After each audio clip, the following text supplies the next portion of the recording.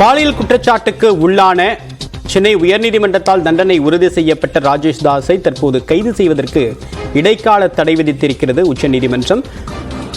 பெண் எஸ்பிக்கு பாலியல் தொல்லை கொடுத்ததாக ராஜேஷ் தாஸ் மீது குற்றம் சாட்டப்பட்டு விழுப்புரம் நீதிமன்றத்தில் அவருக்கு தண்டனை பிறப்பிக்கப்பட்டது. தண்டனையை நிறுத்தி வைக்க வேண்டும் என்றும் ரத்து செய்ய வேண்டும் என்றும் சென்னை உயர்நீதிமன்றத்தை அவர் நாடிய நிலையில் அப்போது அந்த தண்டனையை மேலும் உறுதி செய்து அவருடைய மனுவை தள்ளுபடி செய்தது சென்னை உயர்நீதிமன்றம். இந்த நிலையில் தற்போது ராஜேஷ் தாஸ் உச்சநீதிமன்றத்தை நாடியிருக்கிறார். அப்போது அவர் சிறையில் அடைக்கப்படுவதற்கு இடைக்கால தடை விதித்து தற்போது உச்சநீதிமன்றம் உத்தரவு பிறப்பித்திருக்கிறது. இந்த என்ன காரணத்திற்காக இந்த இடைக்கால தடை விதிக்கப்பட்டிருக்கிறது என்ற விவரங்கள் அடுத்ததாக தொடர்ந்து வெளிவர இருக்கின்றன.